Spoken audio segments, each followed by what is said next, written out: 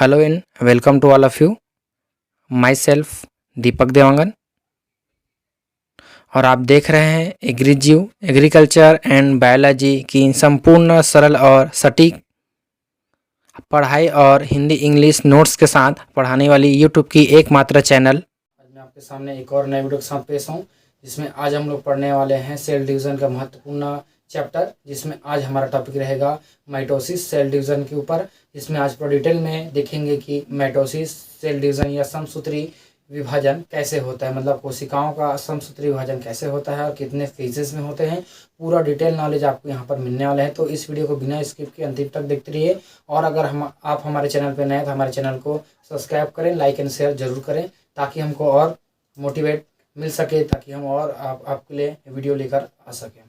तो शुरू करते हैं आज का हमारा टॉपिक माइटोसिस सेल डिवीज़न। इसी का और क्या नाम से जानते हैं, इसको जो है समसूत्री विभाजन के नाम से इसको जो है वो जाना जाता है। तो समसूत्री विभाजन क्या होता है और प्लांट में और एनिमल्स में कैसे होते हैं, इसके बारे में यहाँ पर समझेंगे। तो प्लांट्स में क्या होता है, तो प्लांट्स में जो है स्ट्रासबर्गर एक साइंटिस्ट थे, उन्होंने क्या किया था, सन 1870 में खोज किया था। इन्होंने आपके प्लांट्स में खोज किया था स्ट्रासबर्गर ने सन 1870 में। और एनिमल्स में जो खोज हुआ था कब वो था, आपका बॉवरी एंड फ्लेमिंग ने किया था आपका 1879 में। इसको जो है वहां पर खोज किया गया था और ये था आपका 1870 में हुआ था। स्ट्रासबर्गर ने प्लांट्स में किया था और एनिमल्स में उसके कुछ साल बाद जो है आपका 1879 में जो है आपका बॉवरी एंड जो फ्लेमिंग में खोज किया था समसूत्री विभाजन की। जंतुओं में भी समसूत्री विभाजन होता है और वो किस तरह से होते हैं उसको यहाँ पर खोजा गया था। तो देखते हैं अब उसके बाद जो है माइटोसिस सेल डिवीजन जो है क्या होता है। तो इसमें देखेंगे एक सेल से दो संतति सेल का फॉर्मेशन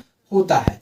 क्या होगा, यहाँ से एक सेल से दो संतति सेल का फॉर्मेशन होगा। जैसे कि हमारे पास कुछ चीज ऐसा कुछ इस तरह से था, हमारे पास कोई सामग्री था या कोई हमारे पास कोशिका है, ठीक है। तो इसी का जो है किस रूप में, दो रूपों में प्राप्त होना, मतलब इस तरह से यहाँ पर दो रूपों में प्राप्त होना, ये क्या कहलाएगा, इसमें माइटोसिस कहलाता है, या दो संततियां इसमें जो है वो प्राप्त होगा। जैसे कि आप देख सकते हैं ये हमारा पेरेंट सेल हो गया और ये दोनों क्या बन गया, हमारे पास डॉटर सेल हो गया। तो आपका एक सेल से दो संतति सेल का फॉर्मेशन है, इसमें एक सेल से दो संतति सेल का फॉर्मेशन है, जिसमें गुणात्मक एवं संख्यात्मक रूप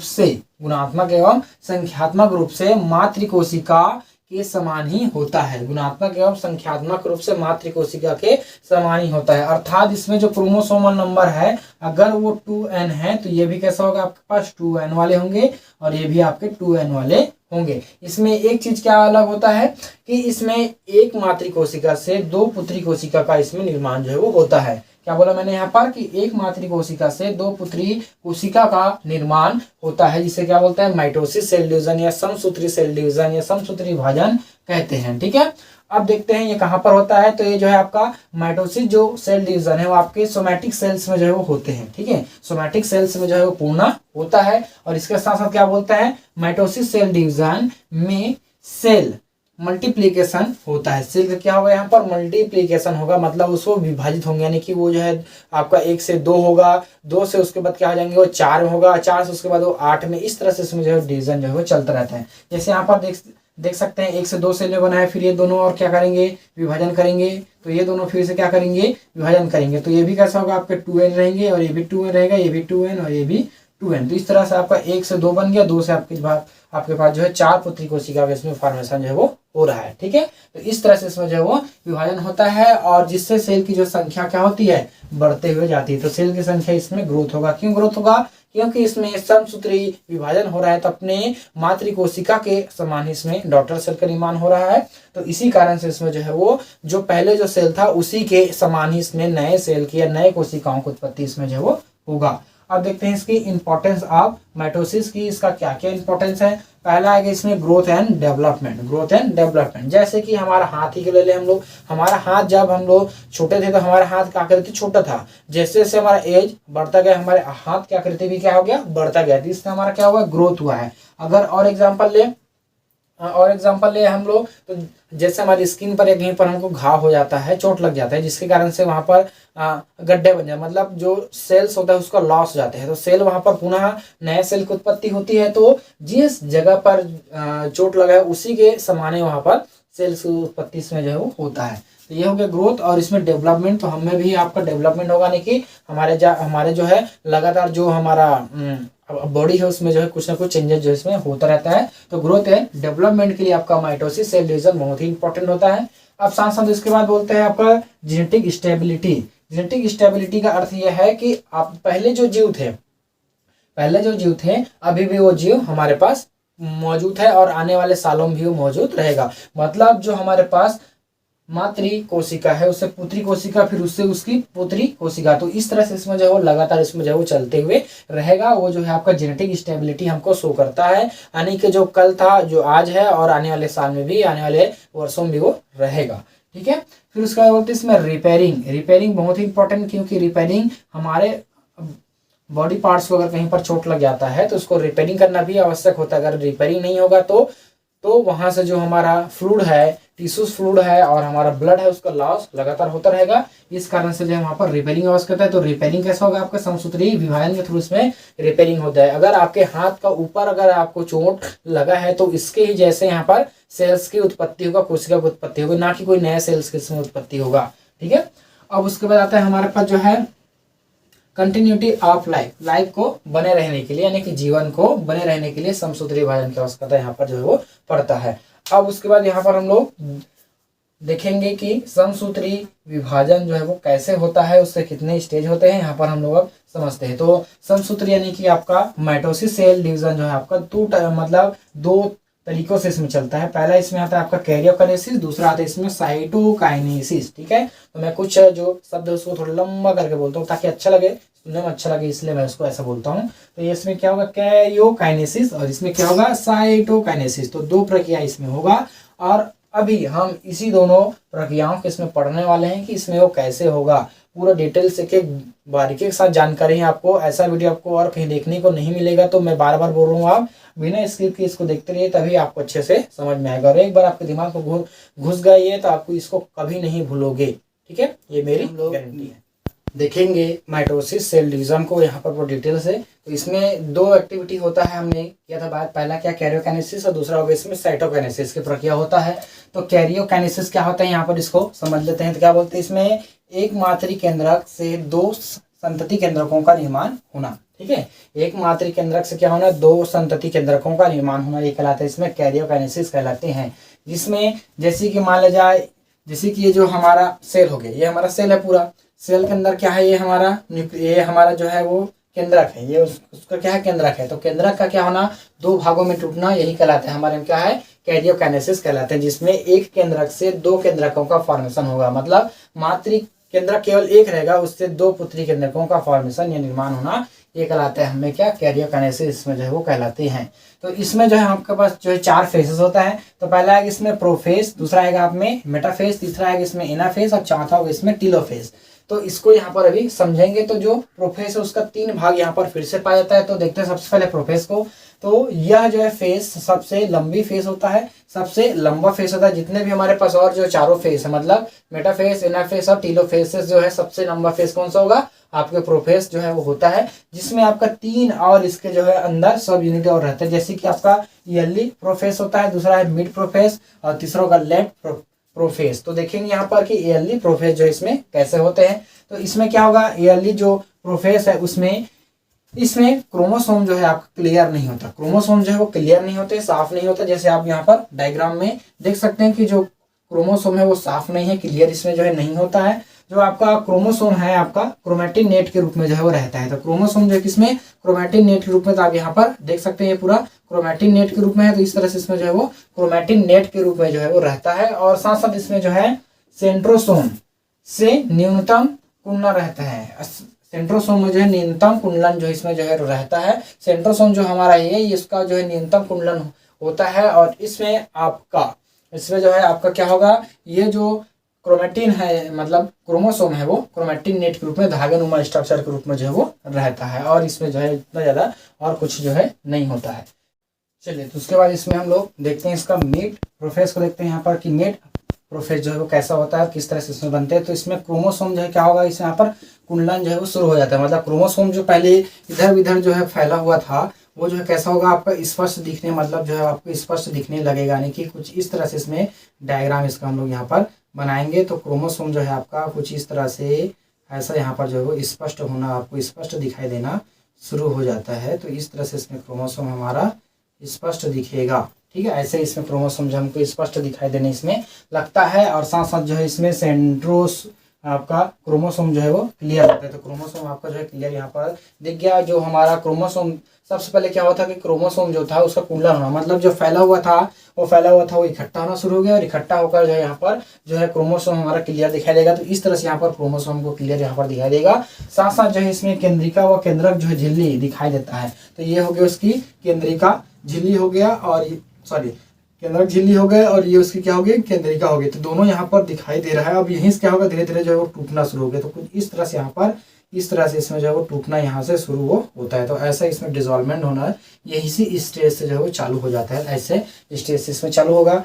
अब देखते हैं उसके बाद जिसमें आएगा हमारे पास लेट प्रोफेज। अच्छा, और एक चीज और यहाँ पर की जो सेंट्रोसोम होता है हमारा, वो क्या हो जाता है हमारे में विभाजित होता है। यानी कि जो सेंट्रोसोम है वो 2 भागों में यहाँ पर विभाजित जो है वो हो जाएगा। तो कुछ इस तरह से, इन थोड़ा सा फीका है, इस तरह से यहाँ पर सेंट्रोसोम जो है 2 भागों में विभाजित हो जाएगा। और ये क्या होगा, ये जो है अपने अपने ध्रुवों को आने की कोशिश यहाँ पर करेंगे। मतलब ये जो है यहाँ पर इस तरह से यहाँ पर आने की कोशिश करेगा, और ये जो है एक्चुअल में जो है ये जो प्रक्रिया है यहाँ पर होता है, इस जगह पर होगा ऐसा, और यहाँ पे जो है ऐसा वो 2 भागों में टूटेगा, और ये जो है अपने ध्रुवों पर जाने की कोशिश करेगा, और ये जो है अपने ध्रुवों पर आने की कोशिश इसमें करेगा। तो यहाँ से ऐसा इसमें जो है वो क्या होगा, आपके जो सेंट्रोसोम होता है उसका विभाजन होगा, और इस तरह से यहाँ पर अपने अपने ध्रुव पर आने की कोशिश इसमें करेंगे। अब आएगा हमारे पास लेट प्रोफेज देखेंगे। तो लेट प्रोफेज जो होता है इसमें कैसा एक्टिविटी होता है, जिसमें जो आपका सेंट्रियोल है अपने ध्रुवों पर पहुंच जाता है। जो ये हमारा सेंट्रियोल है, सेंट्रोसोम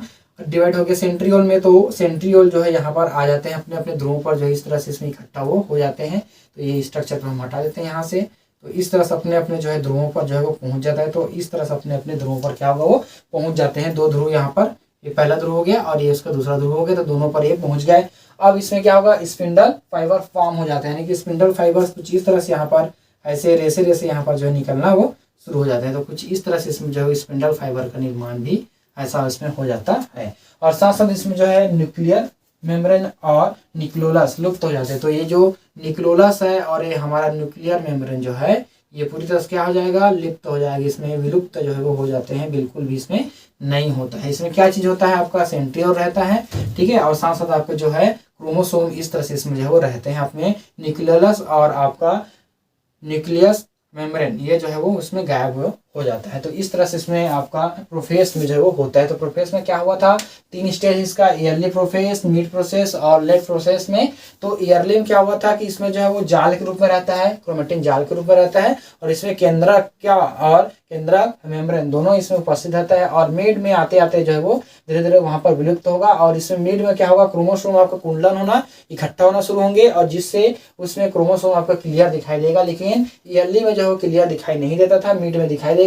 और लेट में आपका जो है जो आपका सेंट्रियोल है वो अपने ध्रुवों पर जो है चला जाएंगे, और इसमें न्यूक्लियर मेम्ब्रेन यानी कि न्यूक्लियर मेम्ब्रेन और आपका निक्लोलस जो है इसमें विलुप्त जो है वो हो जाता है। आप देखते हैं यहाँ से कि आपका दूसरा है इसमें मेटाफेज स्टेज को यहाँ पर स्टडी करते हैं कि इसमें कैसा वो होता है।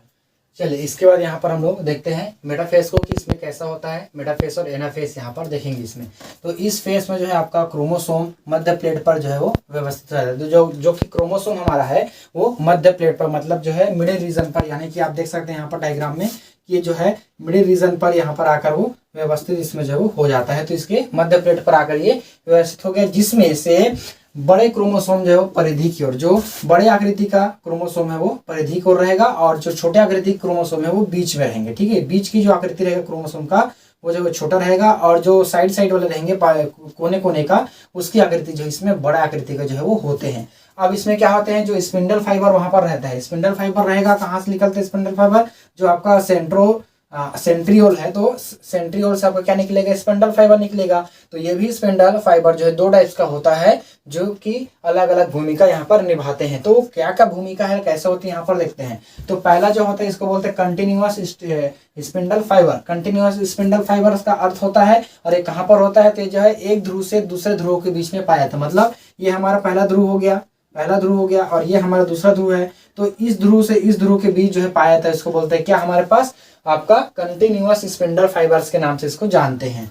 और दूसरा जो रहता है हमारे पास discontinuous spindle fiber. Discontinuous spindle fiber का काम क्या होता है, ये जो है आपका कहाँ पर रहता है, तो centriole to centromere, centriole to centromere. तो ये हो गया हमारा सेंट्रियोल हो गया, ठीक है, और यहाँ पर सेंट्रोमियर। जैसे कि हमारे पास क्रोमोसोम का स्ट्रक्चर कुछ इस तरह से रहता है ऐसा,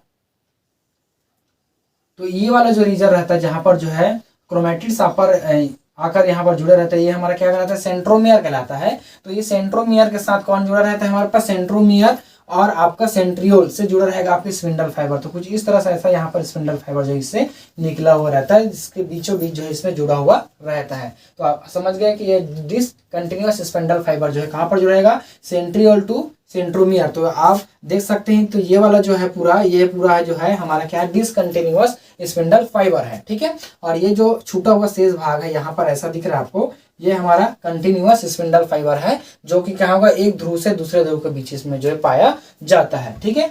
और सेंट्रियोल से जो है आपका क्या निकलता है, एस्टर्स रे निकलते हैं, जो कि आपका स्पिंडल फाइबर का जो है निर्माण करता है। जो यही हमारा रेज जो होता है, एस्टर रेज जो रहता है, यही स्पिंडल फाइबर का निर्माण करेगा। क्योंकि सेंट्रियोल जो है कुछ इस तरह से रहता है, तो सेंट्रियोल से बहुत सारे ऐसे धागे नुमा स्ट्रक्चर यहाँ से निकलेगा, रेज निकलते हैं, जो कि आपको स्पिंडल फाइबर का निर्माण करेगा। तो इसी से आपके स्पिंडल फाइबर का निर्माण इसमें हुआ है, ठीक है। अब उसके बाद यहाँ पर देखते हैं कि इसमें एनाफेज स्टेज में जो है वो कैसा होता है। तो एनाफेज स्टेज में क्या होता है, इसको अभी इसी डायग्राम के थ्रू यहाँ पर समझेंगे। तो जो क्रोमोसोम के सेंट्रोमियर डिवाइड हो जाते हैं, क्रोमोसोम का जो सेंट्रोमियर होता है वो डिवाइड हो जाएगा। मतलब यहाँ पर जो स्पिंडल फाइबर है, स्पिंडल फाइबर वो तो रहेगा ही रहेगा, साथ साथ इसके जो सेंट्रोमियर से जो है वो टूट जाएगा। मतलब जो क्रोमोसोम है, इस तरह से हमारे पास क्रोमोसोम जो था पहले, इस तरह से मिटा दिया था मैं इसको, यहाँ पर इस तरह से जो था, तो इसके जो सेंट्रोमियर है, ठीक है, इसके जो सेंट्रोमियर है, ये जो सेंट्रोमियर इसका, ये जो डिवाइड होगा, डिवाइड होकर जो है दो अलग अलग भागों हमको जो है प्राप्त वो होगा। तो कुछ इस तरह से यहाँ पर जो है डिवाइड में हमको दो अलग अलग भाग में जो है हमको इस तरह से इसमें जो है प्राप्त ऐसा यहाँ पर होगा। तो आप यहाँ पर देख सकते हैं कि किस तरह से इसमें जो है प्राप्त होगा। तो इस तरह से इसमें दो भागों में डिवाइड हो जाएगा, ठीक है। अब उसके बाद क्या बोलते हैं, एक एक क्रोमोसोम से दो क्रोमेटिड्स में विभाजित हो जाते हैं। तो एक क्रोमोसोम था, दोनों जोड़कर एक क्रोमोसोम थे, वहां से आपका क्या हो जाएंगे, दो क्रोमेटिड्स में जो है वो विभाजित हो जाता है। कि दो क्रोमेटिड नहीं, कि पहला क्रोमेटिड हो गया और ये दूसरा क्रोमेटिड हो गया, दोनों में जो है वो विभाजित हो गया। और इस फेज में क्रोमेटिड अपोजिट ध्रुवों पर जाने लगते हैं। इस फेज में क्या होगा, जो क्रोमेटिड है वो अपोजिट ध्रुवों पर जाने लगेगा। तो यहाँ को मैं थोड़ा सा साफ कर देता हूँ, इसके बाद इसको बना देते हैं कि कैसा इसमें जो है वो जाना यहाँ पर शुरू हो जाएगा, ताकि आपको अच्छे से इसमें समझ में आए। तो इसमें क्या होगा, और ध्यान रहे एक चीज और आपको इसमें से ध्यान रहे कि इसमें जो अपोजिट ध्रुवों पर जो है वो जाना इसी स्टेज से जो है वो शुरू हो जाता है। तो कुछ इस तरह से ऐसा इसमें बनेगा, ऐसा है ना। तो यहाँ पर ये बना देते हैं कुछ इस तरह से। तो ऐसा यहाँ पर डायग्राम बनेगा इसका कि अपोजिट ध्रुवों पर ये जो है जाना शुरू हो गया है। तो चलिए बना देते हैं अपोजिट ध्रुवों पर जा रहा है ये कुछ इस तरह से ऐसा। अब यहीं पर आपका क्या होगा, स्पिंडल फाइबर से स्पिंडल फाइबर कुछ इस तरह से यहाँ पर जुड़े रहेंगे, ऐसा इसके साथ जो जुड़ा है। और ये जो है स्पिंडल फाइबर, ये इसके साथ ऐसे जुड़ा है, इसके साथ इस तरह से इसमें जो है ऐसा, इसको सीधा बना देते हैं, ऐसा इसमें जो है जुड़ा हुआ रहता है। तो इस तरह से इसमें स्पिंडल फाइबर्स भी आपके जुड़े हुए हैं। और ये जो है आपका क्या होगा, विपरीत ध्रुवों पर यानी कि अपोजिट ध्रुवों पर जाना जो है वो शुरू हो जाता है। पहले ये कैसा था, पहले हमारे पास कुछ इस तरह से था, ये ऐसा इसमें जो है जुड़ा हुआ था। तो यहाँ पर क्या हो गया, जो इसके सेंट्रोमियर है वो विभाजित हो गया। सेंट्रोमियर के टूटने से ये दो अलग अलग क्रोमेटिड्स में टूट गए, और दो अलग अलग क्रोमेटिड्स क्या होगा, अपने अपोजिट ध्रुवों पर जाना शुरू हो जाएंगे। तो अपोजिट ध्रुवों पर जाना वो शुरू हो गया है। अब इसे क्या बोलते हैं, दोनों क्रोमेटिड्स के बीच जो है रिपल्सन की प्रोसेस होती है। तो इसके बीच क्या होगा, रिपल्सन की प्रोसेस होगा, जिसके थ्रू जो है पुश करेगा, यानी कि ये जो हमारा स्पिंडल फाइबर है वो अपनी तरफ जो है खींचेगा। मतलब कौन सा, डिसकंटिन्यूअस स्पिंडल फाइबर है वो अपनी तरफ खींचने का इसमें जो है काम जो है करता है। तो कुछ इस तरह से इसमें प्रक्रिया जो है वो होता है। तो अब देखेंगे उसके बाद हमारे पास सबसे लास्ट फेज है टेलोफेज। तो टेलोफेज में क्या यहाँ पर होता है इसमें अब समझेंगे। चलिए उसके बाद यहाँ पर हम लोग देखते हैं टेलोफेज को, कि इसमें टेलोफेज में कैसे होता है। तो इसमें जो आपका क्रोमोसोम है ध्रुवों पर जो है पहुंच जाते हैं। यहाँ पर आप डायग्राम में देख रहे हैं कि जो क्रोमोसोम है हमारा पूरा दोनों ध्रुवों पर जो है अपने अपने ध्रुवों पर ये पहुंच गया है। अब इसमें क्या होगा, तो टेलोफेज जो है आपका प्रोफेज के जो है अपोजिट प्रोसेस होता है। तो ये जो है अपोजिट चलेगा। प्रोफेस में क्या होता था कि प्रोफेस में पहले क्रोमेटिन का नेट हुआ करता था, साथ साथ इसमें न्यूक्लियस की मेम्ब्रेन था और न्यूक्लियोलस था, ठीक है। और जो हमारा क्रोमोसोम था वो अकुंडलित था और यानी कि आपका धागेनुमा स्ट्रक्चर में वो था। अब क्या है, ये यहाँ पर पहुंच गया। अब पहुंचने के बाद इसमें जो एक्टिविटी होगा वो जो जस्ट अपोजिट होगा, किसके, प्रोफेस के उल्टा होगा। तो प्रोफेस का उल्टा कैसा होगा यहाँ पर देखते हैं। तो क्रोमोसोम यहाँ पर स्पष्ट है। तो अब यहीं से क्या होगा, इसका विकुंडलीकरण होगा, मतलब ये जो है वो धागेनुमा स्ट्रक्चर के रूप में यहाँ पर आना शुरू जो है वो होते हैं। तो देख सकते हैं यहाँ पर, तो देखो यहाँ पर लिखा है कि क्रोमोसोम वापस से धागेनुमा संरचना में जो है वो आ जाता है। तो क्रोमोसोम इसमें क्या होगा, वापस से धागेनुमा संरचना में आएगा। साथ साथ इसमें जो न्यूक्लियर की जो मेम्ब्रेन है एवं न्यूक्लियस वो भी आपको फॉर्म हो जाता है। इसको यहाँ पर साफ कर देते हैं, इसको मिटा देते हैं। अब इसके बाद यहाँ पर न्यूक्लियस की जो है मेम्ब्रेन बना देते हैं कि न्यूक्लियस की मेम्ब्रेन कैसे बनेगा। तो इस तरह से यहाँ पर न्यूक्लियस की बन गया मेम्ब्रेन, 2 मेम्ब्रेन बन गया।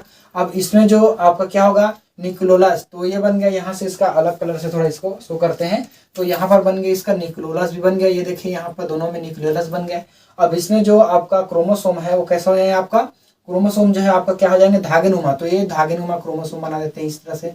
तो प्रोफेस जो हमारा था उसमें जैसा था वैसा यहाँ पर जो इसमें बन जाता है। तो इस तरह से यहाँ पर धागेनुमा बन गया। अब बोलता है इनमें 2 डॉटर न्यूक्लियस फॉर्म्ड हो जाते हैं। तो इनमें अंतिम में जो है 2 डॉटर न्यूक्लियस का निर्माण इसमें जो हो जाता है। आप देख सकते हैं पहले हमारे पास क्या था, एक केंद्रक था, अब इससे क्या बन गया, 2 केंद्रक का निर्माण यहाँ पर हो गया। तो पहला हुआ केंद्रक और एक दूसरा केंद्रक। तो एक सेल के अंदर 2 केंद्रकों का निर्माण इसमें हो गया। एक सेल के अंदर एक ही केंद्रक था जब हमने स्टार्ट किया था उस समय, तो यहाँ पर 2 केंद्रक का फॉर्मेशन हुआ। इससे हम माइटोसिस में हम बोल सकते हैं कि एक केंद्रक कोशिका से 2 केंद्रक कोशिका का निर्माण इसमें जो है वो होता है। अब यहाँ पर हम लोग देखेंगे साइटोकाइनेसिस की इसमें जो है कैसे होगा, यानी कि साइटोप्लाज्म का विभाजन यहाँ पर कैसे होगा, इसको यहाँ पर देखेंगे।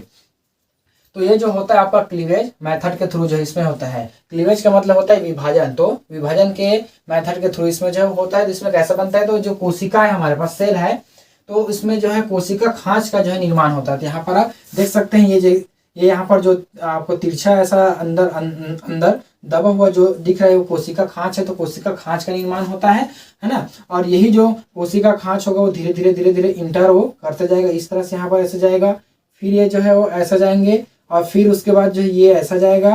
तो इस तरह से यहाँ पर जो है वो खांच एक बार जो है पुनः ऐसे जो है इसको 2 भागों में इसको बांट देंगे। 2 भागों में बांट देगा तो 2 बराबर भागों में जो है वो विभाजित जिसमें से हो जाता है, जिससे हमको क्या प्राप्त होगा, 2 सेल जो है इसमें हमको प्राप्त होता है। कुछ इस तरह से जो है हमारे पास आपके जो है इस तरह से इसमें हम बना देते हैं इसको ऐसा। तो ये जो है ऐसा इस तरह से, तो आपको पास जो है एक सेल से आपके पास जो है 2 डॉटर सेल का निर्माण इसमें से जो है वो होता है। तो इस तरह से यहाँ पर आप समझ सकते हैं माइटोसिस डिवीजन को कि इसमें वो कैसे यहाँ पर हुआ था। आई होप आज का जो हमारा वीडियो आपको पसंद आया होगा। तो देखते रहिए हमारे यूट्यूब चैनल। धन्यवाद, थैंक यू।